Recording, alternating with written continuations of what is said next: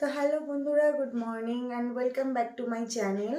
আর নতুন একটা দিন শুরু করলাম তোমাদের সাথে। আর আজকে কিন্তু দেখো আমি একটা কুর্তি পরে নিয়েছি। তো এটা পরে কিন্তু আমি আজকে কোথায় যাব বলো তো? কলকাতায় যাব। তো তার আগে বলো বন্ধুরা, তোমরা সবাই কেমন আছো? আশা করছি খুব ভালো আছো, আর আমিও কিন্তু খুব ভালো আছি। তো আমার স্নান করা হয়ে গেছে, কিন্তু এখন আমি মুখে কিছু মাখিনি, একটু স্কিন কেয়ার করে নেব। তো ডেলি রুটিনের মতন একটু টোনার।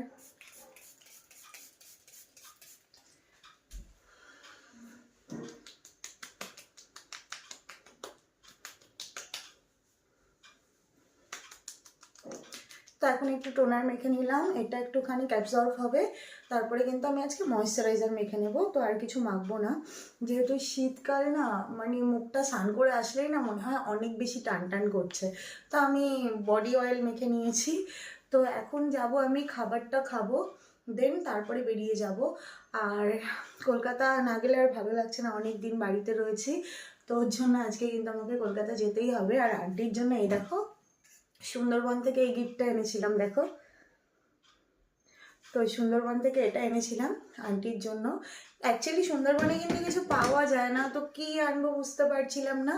তো এটাই নিয়েছিলাম, যে একটা সুন্দরবনের একটা ইয়ে রয়েছে, চাবির রিং, এটা মানে র্যাক টাইপের। তো এটা রাখতে পারবে আন্টি, ইউজ করতে পারবে। তো তার জন্য এটা নিয়ে এসেছিলাম। তো এখন আমি ব্যাগ গোছাবো, তারপরে খাবো, খেয়ে দে দেন তারপরে বেরোবো। তো চলো তোমরা আজকে ব্লগটা দেখতে থাকো। তো পরে আসছি, ওকে। তো বন্ধুরা, এই দেখো সকাল সকাল খেতে বসে গেছি। এখানে কিন্তু মা দিয়েছে ভাত আর লাউ শাক, আর এদিকে কিন্তু কি একটা মাছের ঝাল রান্না হয়েছে। যাই হোক, তো এই মাছটার ঝাল রান্না হয়েছে আর এখন খাবো। আর এদিকে দেখো ওনার ঠান্ডা লাগছে, স্নান করে এসেছে। ওরে বাবা, ঠান্ডা লাগে? হ্যাঁ হ্যাঁ, খুব ঠান্ডা। তোমার আগে আজকে আমার স্নান হয়ে গেছে। তো চলো এখন খেয়ে নি, খাবে না? হ্যাঁ হ্যাঁ।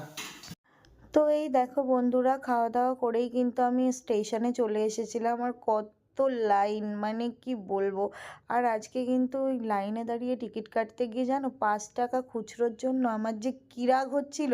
আমাকে অনেকক্ষণ দাঁড়িয়ে থাকতে হয়েছিল। তো যাই হোক, এই দেখো আমার কিন্তু ট্রেন অলরেডি ঢুকে গেছে, আর তাড়াতাড়ি করে ট্রেনে উঠে পড়বো। আর আজকে কিন্তু ট্রেনে মারাত্মক ভিড় ছিল। তো যাই হোক, ভিড় থাকলেও আর কি করা যাবে, কষ্ট করে কিন্তু আমি শিয়ালদাতে চলে এসেছি।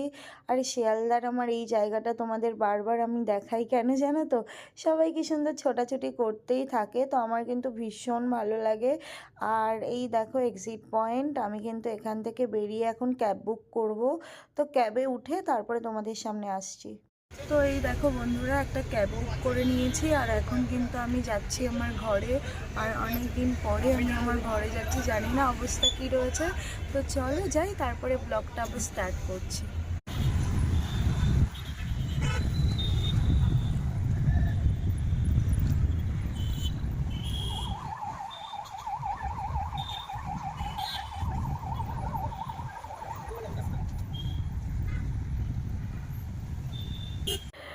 তো দেখো বন্ধুরা, এই যে তোমরা দেখতে পাচ্ছ যে এই ব্রিজটার নাম হচ্ছে বুন্দেল ব্রিজ। আর এখান থেকে কিন্তু আমার বাড়ি একদম কাছেই।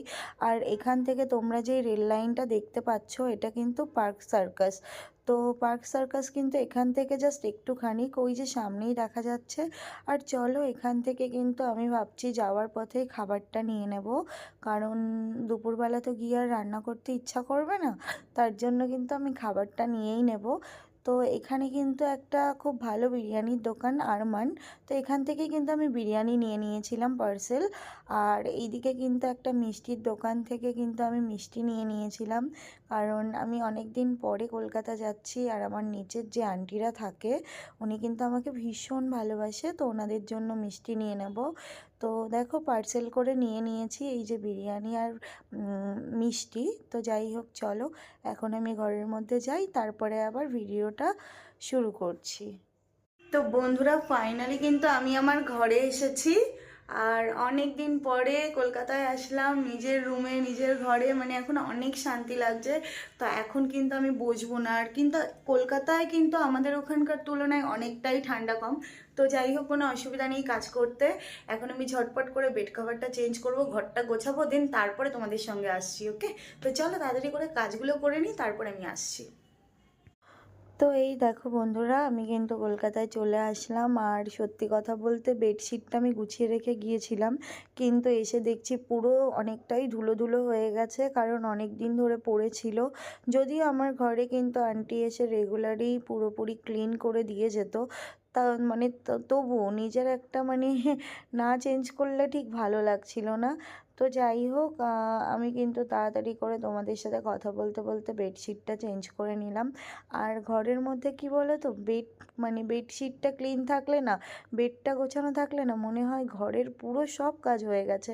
তো যাই হোক, আন্টি কিন্তু রেগুলার ঘর ঝাড়ও দিয়ে যেত, মুছেও যেত, কিন্তু তবুও না আমার মনে হচ্ছিল যে আমি মানে একটু ক্লিন করে নিই। আর তার জন্যই কিন্তু সমস্ত কিছু করছিলাম। আর যাই হোক, দেখো কাজ করতে করতে না মানে ভালো লাগছিল, কারণ বাড়িতে না আমার সেরকমভাবে কিছুই কাজ করতে হয় না।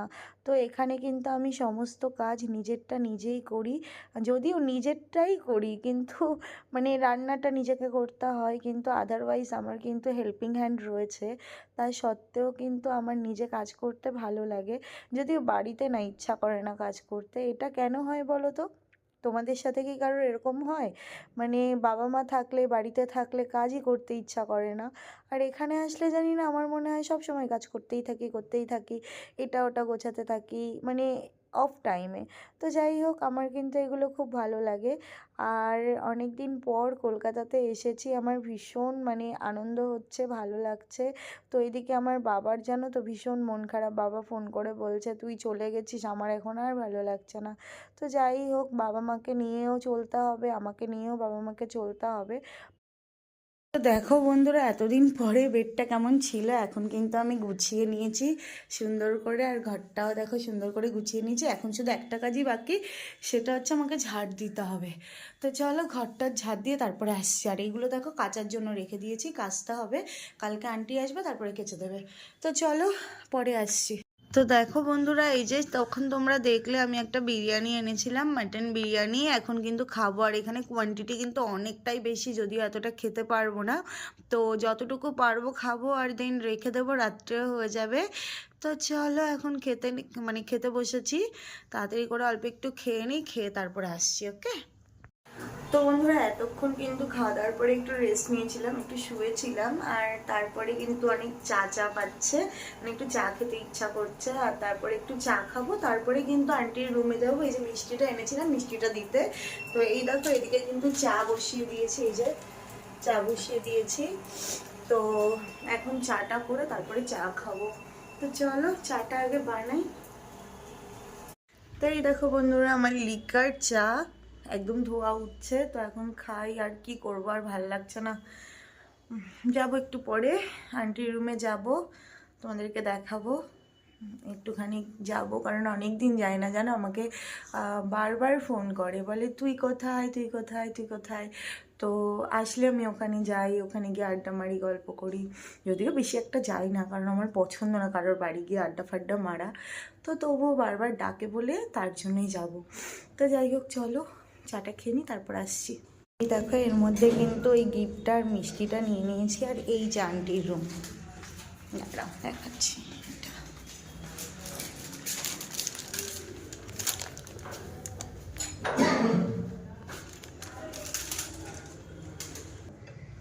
আন্টি কোথায়, আন্টি কোথায়? দেখো বন্ধুরা, আন্টির ঘরে গেছিলাম, আন্টি উল্টে আমাকে দুটো লেবু দিয়েছে আর পুরীর প্রসাদ দিয়েছে। তো অনেকক্ষণ গল্প করলাম, কিন্তু ওই পরিবেশে ভিডিও করা যায় না, কারণ ভালো লাগছিল না। আর একা একা এরকমভাবে বলবো আন্টি গল্প করে আমি ভিডিও করি, এরকমভাবে ধরবো আর এরকম করবো, ওরকম তো হয় না, তাই না? তো চলো একটু পরে আসছি আবার। তো বন্ধুরা, অনেকক্ষণ পরে তোমাদের সামনে আসলাম, আর এখন বাজে দেখো 10টা 44। তো এতক্ষণ ধরে ফোন ঘাঁটছিলাম, আর বাবা ফোন করেছিল, বাবার সাথে একটু কথা বললাম। তো যাই হোক, এখন কিন্তু শুয়ে পড়বো। খাওয়া দাওয়া বলতে ওই যে বিরিয়ানিটা ছিল, একটু গরম করে খেয়েছি, তো খেতে ইচ্ছাই করছিল না, তো পুরো নষ্ট করেছি। যাই হোক, এখন আবার ভিডিওটা এডিট করব, এডিট করে তারপরে সকাল সকাল কালকের মতন তোমাদের সাথে আবার পোস্ট করব। তো যাই হোক, সরি কালকের মতন, আজকের মতন কালকে আবার মানে পোস্ট করব সকাল সকাল। তো যাই হোক, চলো আজকের মতন ভিডিওটা এখানেই এন্ড করছি। আর তোমাদের ভিডিওটা আজকের কেমন লেগেছে আশা করছি খুব ভালো লেগেছে, আর ভালো লাগলে অবশ্যই করে একটা লাইক করবে, আর ইচ্ছা হলে কমেন্ট করবে, সাবস্ক্রাইব করবে। তো চলো, আজকের মতন সবাইকে গুড নাইট, সবাই খুব ভালো থেকো, সুস্থ থেকো, আবার নতুন ব্লগ নিয়ে কালকে দেখা হবে, টাটা।